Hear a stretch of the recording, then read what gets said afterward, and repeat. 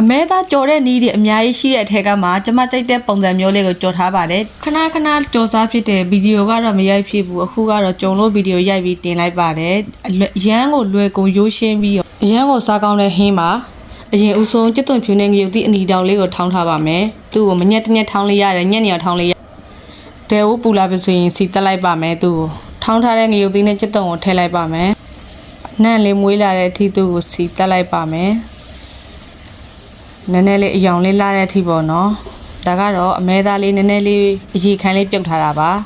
အစိမ်းကြော်လို့ရှိရင်အဆင်မပြေဘူးဒါကတော့ဂျင်းလေးနဲ့ငယ်လေးထည့်လိုက်ပါတယ်စားနဲ့ငယ်လေးပါစနွေးမိုးနဲ့ငယ်လေးပါရောင်လာအောင်လို့စက်သားမိုးနဲ့ငယ်လေးပါဒါကတော့ပဲငယ်ပြာရည်နဲ့ငယ်လေးပါရေနဲ့ငယ်လေးထည့်ပြီးတော့သူ့ကိုတည်ထားလိုက်ပါမယ်နောက်ဆုံးကတော့ရှားခံနေလေးပင်စိမ်းလေးထည့်လိုက်ပါမယ်အခုကတော့အရန်ကိုစားကောင်းတဲ့ဟင်းလေးတစ်ပွဲလေးရပါပြီနော်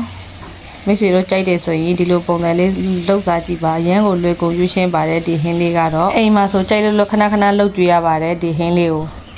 ဒါကတော့ကစမဲကြော်လေးပါဒီကစမဲကိုငရုတ်သီးနီတောက်လေးနဲ့အခုလိုကြော်လို့ရှိရင်မှုေးပြီးတော့အရန်ကိုစားကောင်းပါတယ်ဒီကြော်တဲ့နီလေးကိုပြပေးပါမယ်ဒါကတော့စီတက်လိုက်ပါမယ်စီကတော့နည်းနည်းလေးများသွားတယ်ကျွတ်သွန်ဖြူလေးစီတက်လိုက်ပါမယ်ငရုတ်သီးညက်ထားတဲ့ငရုတ်သီးလေးကစမဲကိုစားထည့်လိုက်ပါမယ်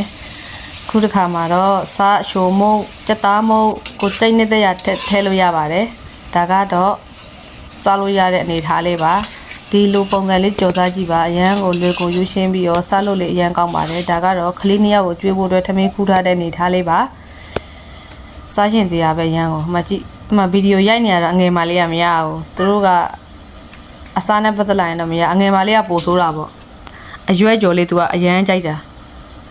နိုင်ပြီးတော့စားနေကလေးတွေဗီဒီယိုရိုက်ဖို့တော့ဗီဒီယိုလေးကိုကြိုက်တယ်ဆိုရင် like ပေးပြီး share ပေးသွားဖို့မမေ့နဲ့ဦးနော် follow လေးလုပ်သွားပေးဦးနော်မိတ်ဆွေတို့အတွက်ကဒီ like လေးတစ်ခုဘာမှမဟုတ်ဘူးဆိုပေမဲ့လည်းကျမတို့အတွက်ကအရန်ကိုအမောပြေပါတယ်